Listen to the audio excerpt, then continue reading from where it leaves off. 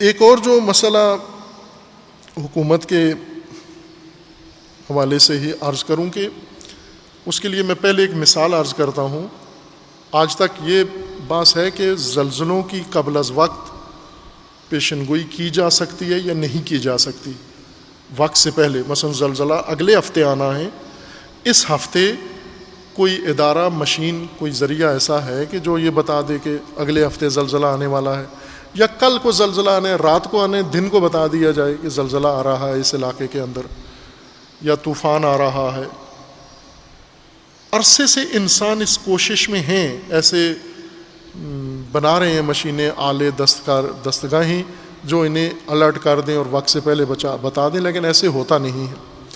مشکل سے موسمیات کا انہوں نے پیش بینی کا ایک بنا لیا ہے، سیٹلائٹ فضا میں چھوڑ کر مصنوعی سیارے، ان کے ذریعے سے سمندروں اور اوقیانوسوں کے اندر بننے والے طوفانوں کو وقت سے پہلے بھانپ لیتے ہیں. پہلے یہ بھی انسان کے پاس نہیں تھا قدیم زمانوں میں، لیکن اس وقت بھی انسانوں کو پتہ چل جاتا تھا وقت سے پہلے کہ کہاں زلزلہ آنا ہے، کہاں آندھی آنی ہے، کہاں طوفان ہے، کہاں سونامی ہے. یہ معلوم کر لیتے تھے. کس طریقے سے معلوم کرتے تھے؟ یہ عام لوگ، دیہاتی یہ کام کرتے تھے، شہریوں کو پھر بھی نہیں تھا علم. دیہاتی پہلے متوجہ ہو جاتے تھے کہ طوفان آنا ہے، برسات ہونی ہے، آندھی آنی ہے، یا کوئی اس طرح کی، یا زلزلہ حتی. کہاں سے پتہ چلتا تھا؟ انہیں حشرات الارض، کیڑے مکوڑے جو زمین پہ، چونٹیاں، چوہے، دیمک اور اس طرح کے جو کاکروچ، لال بیگ وغیرہ قسم کی چیزیں زمین پہ رینگتی ہیں، ان کی نقل و حرکت سے، یا جانوروں میں، دواب میں جیسے بندر ہیں، کتے ہیں، یا بعض اور جنگلی جانور، نیولے وغیرہ، ان کی حرکات و سکنات سے دیہاتی لوگ، صحرائی لوگ اندازہ لگا لیتے تھے کہ کوئی طوفان آنے والا ہے. اور یہ درست بھی ہوتا تھا، 100% درست ہوتا تھا.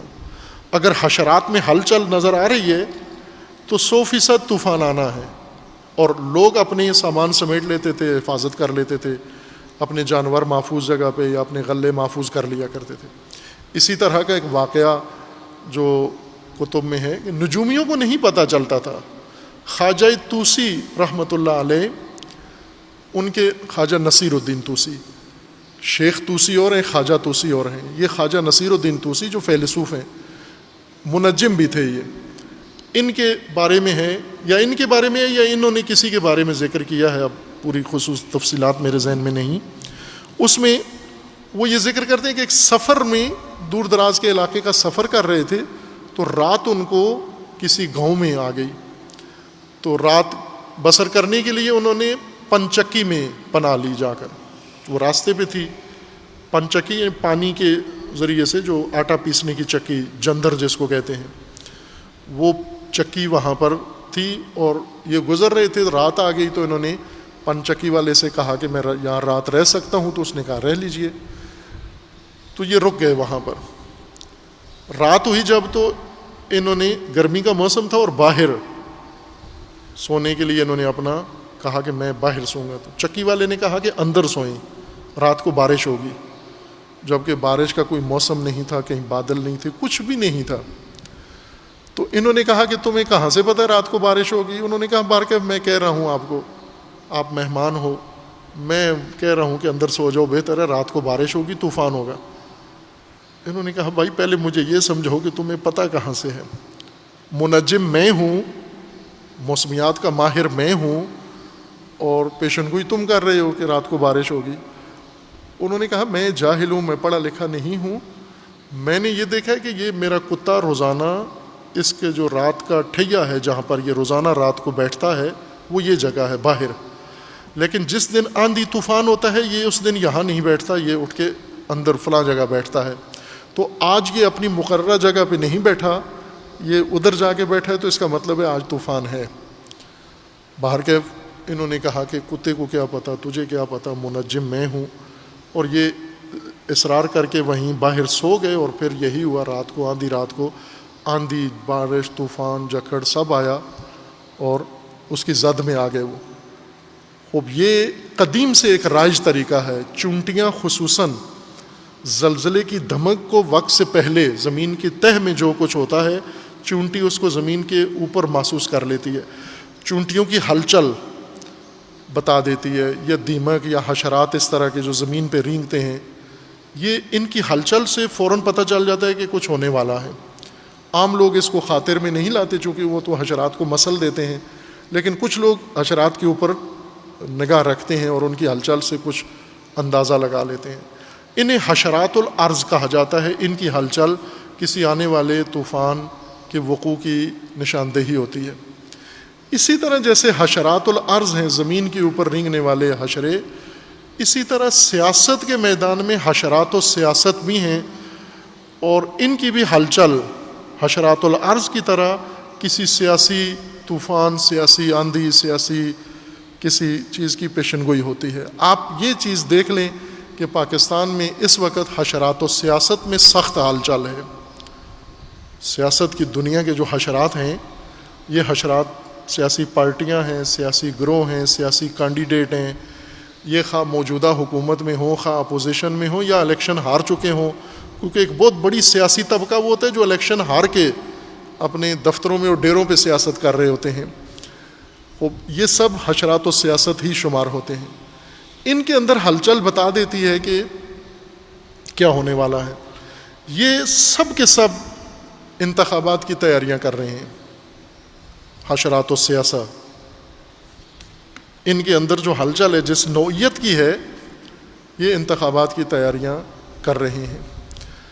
وہ کئی ہوتے ہیں تو کھول کے کہہ بھی دیا ہے، کئی ایسے ہیں جنہوں نے کھول کے کہا نہیں، لیکن ہلچل ایسی ہے، کئی علامتیں ہیں اس کی۔ مثلا ایک تو خود وزیر اعظم صاحب ہیں جنہوں نے تقریر کی کل پارلیمنٹ میں، اس سے پہلے کابینہ کے اجلاس میں انہوں نے 2-3 دن پہلے کابینہ کے اجلاس میں اپنی کابینہ کو کہا ہے کہ تمہارے پاس ٹوٹل 6 مہینے مہلت ہے۔ ابھی وزیروں کو صاف صاف کہہ دیا، جیسا میں نے پہلے بھی کہا تھا کہ یہ ہمارے وزیر اعظم صاحب کی خوبی ہے کہ ان کے اندر غیر سیاسی بصیرت بہت زیادہ ہے، سیاسی نہیں ہے یہ، اس وجہ سے جو بات ان کے ذہن میں دل دماغ میں ہوتی ہے وہ فوراً زبان پر آ جاتی ہے، کہہ دیتے ہیں۔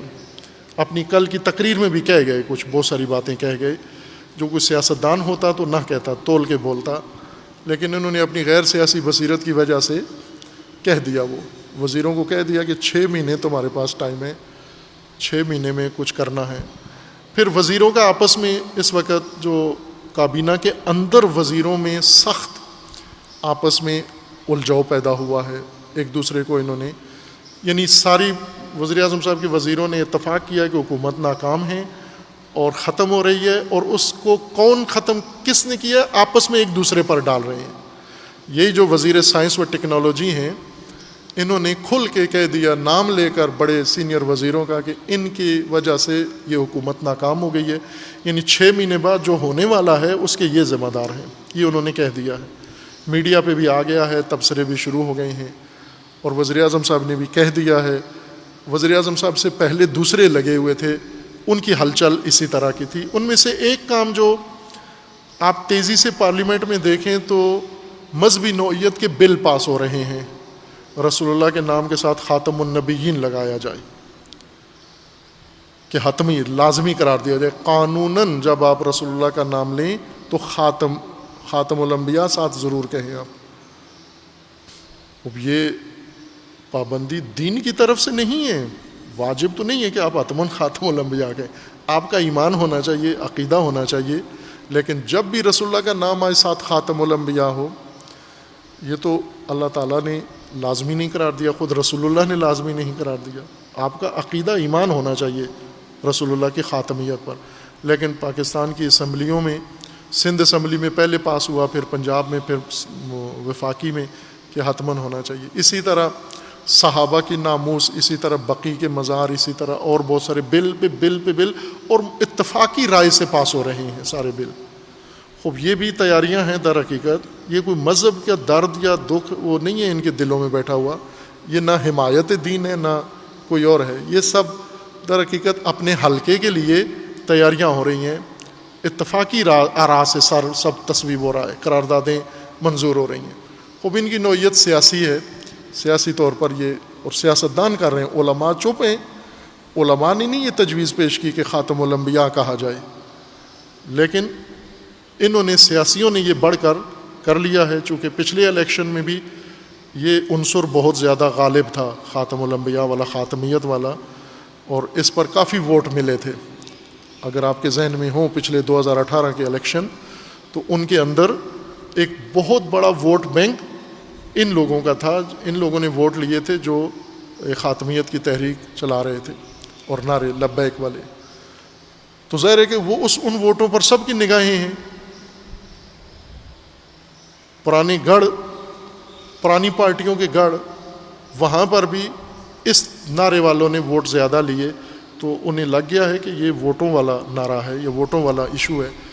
تو باہر کے یہ اسی ہلچل کا حصہ ہے جو سیاست کی دنیا میں ہو رہا ہے۔ اپوزیشن کے اندر گٹھ جوڑ ہو رہا ہے، میل ملاپ ہو رہا ہے آپس میں، اور لگتا ہے کہ جو لوگ یہ سارا سینیریو جنہوں نے بنایا تھا اب اس نتیجے پہ پہنچ گئے ہیں کہ مزید اور مہلت نہ دی جائے، 6 مہینے کس بات کے لیے دیے ہیں یہ معلوم نہیں ہے۔ باہر کے پاکستان ہے، کچھ بھی ہو سکتا ہے، ارادہ بدل بھی سکتا ہے، یہی مزید مدت بڑھ بھی سکتی ہے، کوئی حتمی نہیں ہو سکتا، لیکن حشرات کی ہلچل سے پتہ چلتا ہے کہ آگے کوئی تیاری ہونے والی ہے یہاں پر۔